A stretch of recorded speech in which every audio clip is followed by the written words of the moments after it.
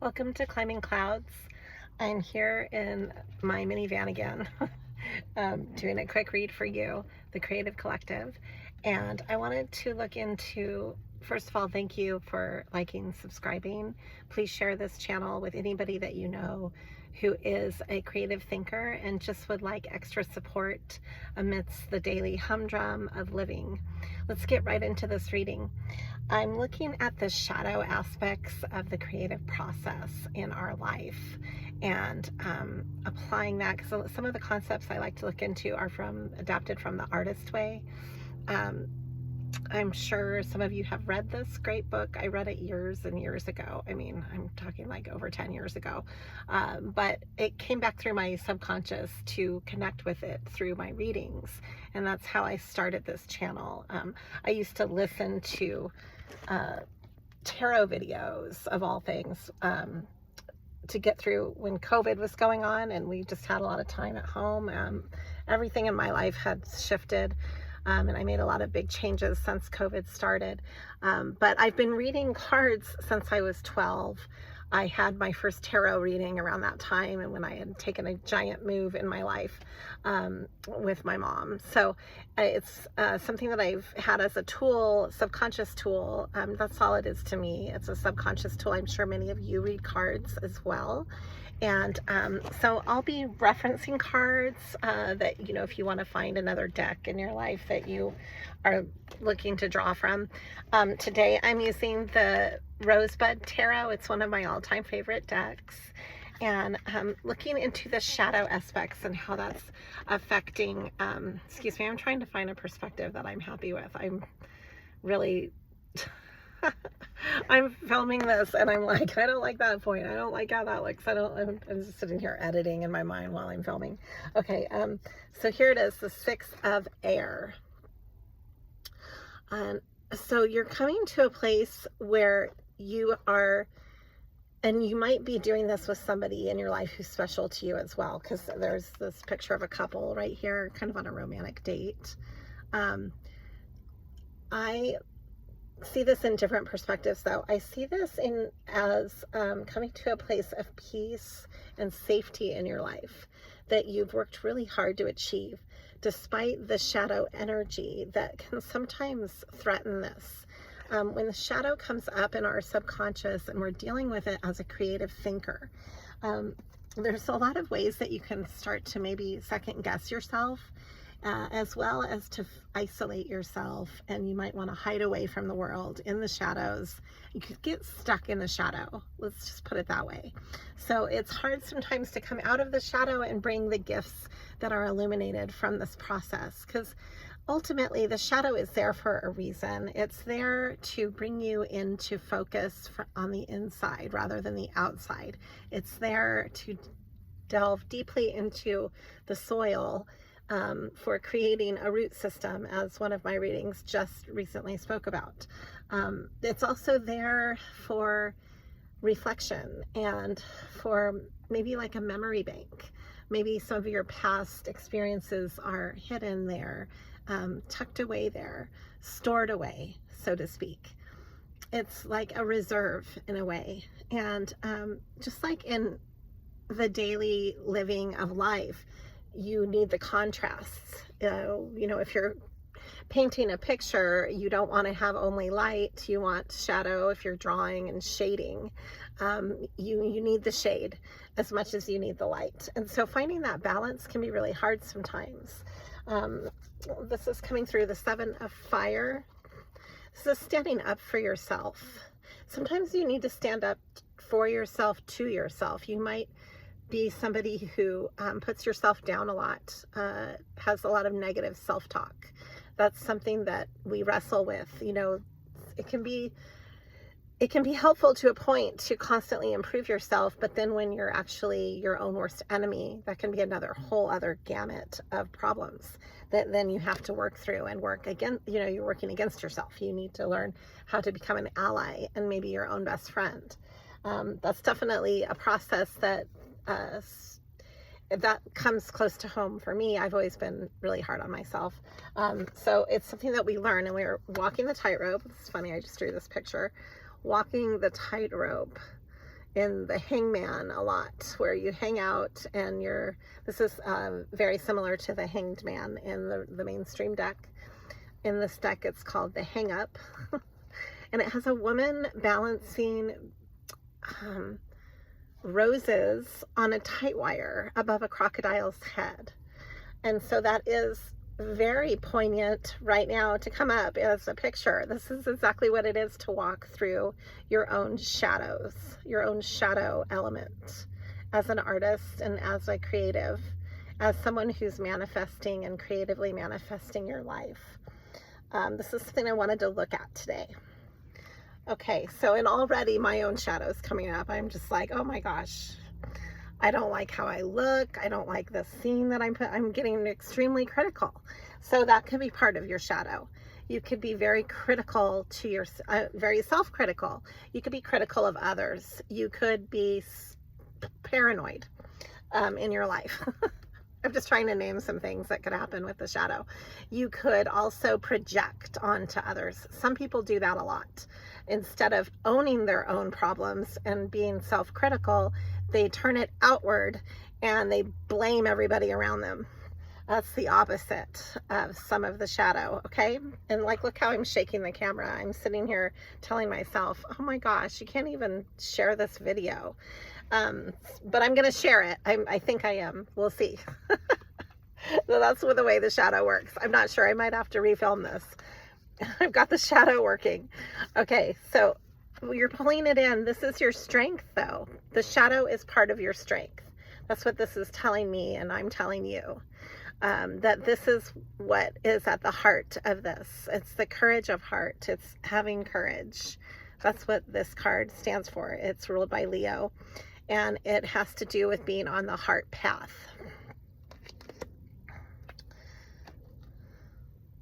Then we have here, you might be pulled in different directions, but when you tap into your own shadow elements, what you're doing is you're healing emotionally. Your emotional body is coming through, and you want to find a way to make peace with your shadow, because it's going to guide you in ways that are really keen. You know, like you see a lot of things around you. On the sensory level, you have the world around you where you see everything that you can taste and touch and hear and smell and all the five senses. But where is the other senses beyond that? The perception and the innate instinctual side is going to come through from your shadow. So often when you start doing your creative work, you have to wrestle the shadow because we have oppressed it for so long. So when it comes up, it can be enormous. It can be overwhelming. You can go into maybe a deep depression, or you could fall prey to an addiction of some sort. This is all sides of not dealing with your shadow in an appropriate manner. It's not dealing with it in a balanced way. So I have here the Ace of Earth. This is going back to your roots, grounding yourself, maybe doing regular cleansing, taking the time to heal is what's coming up for me to say to you. That if you really truly want to embark peacefully and in a balanced way on your creative path, it's really important to heal your shadow, especially if you plan on building relationships with others. You know, it's hard to collaboratively work with others creatively if you haven't healed your shadow. It's a big instrument. Let's see what we need to know today. So what I'm looking into today, it has to do with starting a whole new chapter, or looking at bringing your art or your voice into the world, and how enormous and scary this can be. This can be almost like going on a huge vision quest. I can't even talk. But so here we have this wonderful picture. It's going into an abyss beyond the rocks. Look how deep this picture goes. It's like a whole world within a world within like a whole new galaxy beyond it. Sometimes that's what the shadow feels like. It feels like it takes us beyond where we ever thought we were, just as much as the light does. Those are the two sides. The pendulum swing is, so as deep as you're willing to go to heal your shadow, then that is how far it can take you once you emerge from that tunnel. It's like a tunnel that, a tunnel quest, so to speak, or, you know, it's like giving birth to yourself. That's what I was trying to say. It's a rebirthing of your dream body, of your spirit body, of who you are behind closed doors, who you are when you sleep at night and you have dreams, who you are underneath the surface level, and coming through that, finding the light in the dark, finding that from the other side. It can take you really far as well if you're willing to do the work, because it takes you on a labyrinth that then you can process deeper. And when you come out and emerge from that, you have a different perspective. It's inevitable, right? But we don't always take time to heal that. We don't always take the time to communicate from the shadow in an appropriate way. Often it comes out as just criticizing each other or putting down another person's opinion, making fun of people. Those are all examples of misusing the shadow. People that are not connected with healing themselves will often make other people targets, for instance. That's an example. That's when you know that somebody they have not taken the time, you know, to connect with themselves in a way that is appropriate, and which has merit, which is like a way of being their own best friend. So the shadow, it just has such an enormous pivot. It's a pivot for us as a role. So it's important to express yourself through this and to find the way to heal it. Okay, so I'm asking, what do we need to know as the Creative Collective? What do we need to know about our shadow right now? And as I'm saying that, as I'm speaking it, I have here emergence, which is really interesting because it has to do with the butterflies and coming out of the cocoon. So I think that's really important, because you are taking the time to emerge and to dry your wings. And if you don't go into the cocoon, you're not going to grow a butterfly, right? So if you avoid your shadow, you also avoid the butterfly. Okay, let's look further into this. And that took a lot of courage just to bring that to you. I had people walking by. I'm in a public parking lot doing a reading in my car, and this old elder couple, they were watching me, and I was just like, okay, just keep going. It's okay. They don't know you. We'll probably never talk. I'm sure they think I'm some weirdo in my car talking to cards. And this is part of the shadow, is that you have fears that you face and you just go ahead and do it anyways.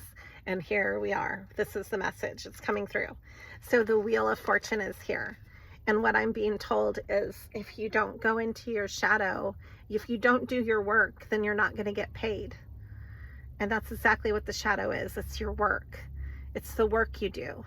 So when you face your shadow, then you also face your ego, and you work with it in a way that trains it. Like, you almost have to face it. It's like an inner bully that lives inside of you. And if you don't face it, then you take it out on others around you. And that's not going to help you anyways, because you want to get to your own personal sense of fortune in life. And you have gifts that are given to you that you then make you the security that you make in the real world is all part of that, right? So you're not going to get to that, to the gold at the end of the rainbow, so to speak. You're not going to get paid if you don't do the work to get there. And nobody can do your shadow work for you, and nobody at all. Like, you can be in a relationship and you have to do your own work just like the other person does. You can't do that for them. So it's very deep. And I know you know all this, but I'm just bringing this up to say that, you know, you're worth more than gold. You're worth more than anything like that. And so it's worth it to do your work on the shadow level, because there's a lot of rich rewards that you can't even put your finger on that come from doing that into your life. I've got here the Two of Earth. So something really stable is coming together right now as you go in and do that deep work and build that bed of soil for the roses that you're going to grow. And this might really help you with your significant others. You might serve as a light to them as well. Maybe it will help you to save somebody's life. Who knows? But I have here the Seeker. This is important. This is ruled by Virgo, and it's a way of channeling into your own life and finding wisdom where maybe, it's a form of taking a philosophical break and looking at your life differently and putting on a different set of eyes so that you can bring forth the wisdom that you need to function. What do you need to say? What are you trying to say with what you're doing today? What are you doing in your art? What are you a part of? What are you bringing? Maybe sometimes you don't even have the energy to put into your projects. Like, you start projects. I do this all the time. I start them and then I take a huge step back until I'm ready to really authentically connect with everything that I'm doing. I'm constantly doing many things at once. It's part of life. I don't have the luxury of just staying at home and being able to just do my art. I just don't have that in my life. I haven't created that yet. So as I learn how to do that, life goes on. So you have to kind of learn how to balance the time to be a seeker. But you must be a seeker in order to stay on your pathway as an artist to do this creative work. For the Creative Collective, I just want to say, give yourself the space that you need to seek, because as you seek, you're seeking it, you'll find it, and it will find you. It's like the other half of yourself that you have to find out there in everything that you're doing. It's like a process that if you don't make time for it, or if you skip over some parts, you're the one who misses out, nobody else. It's only your process. I don't know how to say this in any other words. But I have here the Tower. So this is a huge change that's occurring, whether you like it or not. When you're struck by lightning, when the Tower comes into your life, you don't have any way around this. You don't have a way to control that. It's uncontrollable. So really giving in and letting that be is part of that, part of the beauty of the Tower. Coming into the Queen of Pentacles energy, where you can give to others as well. So tapping into all this is bringing you a lot of fortune, and it's going to bring you to where you need to be to take care of others around you. And then I have again the Lovers, ruled by Gemini, the twins. So this is like your mirror, your way. It's the masculine and the feminine coming together and making things happen.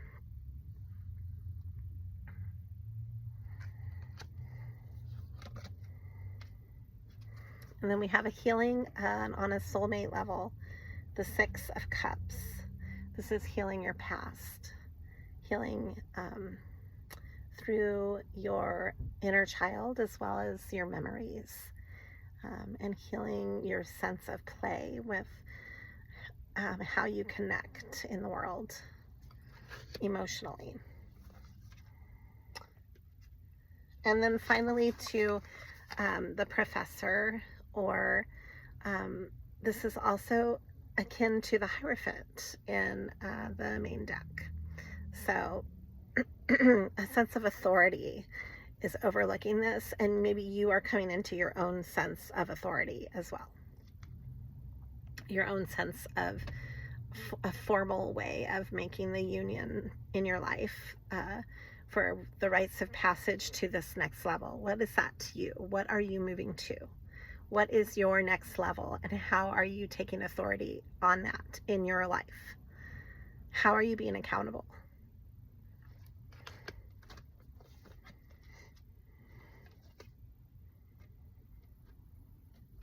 This is like a free rider energy. The Sovereign of Fire, I think it's the same as the Knight of Wands, going after what you really are passionate about. Sometimes it's seen as a negative card, but not always. I'm not sensing it as that. I'm sensing it as kind of a wild abandonment to what's really important to you. And then we have the Sun. It's a time of illumination. Excuse me, I'm so thirsty right now. I'm going to end this reading on the Sun. And I'm going to wish a lot of positive for anybody watching this, that you may be illuminated with this. Excuse me, I need to go get some water, but thank you for climbing clouds. Always be true to you.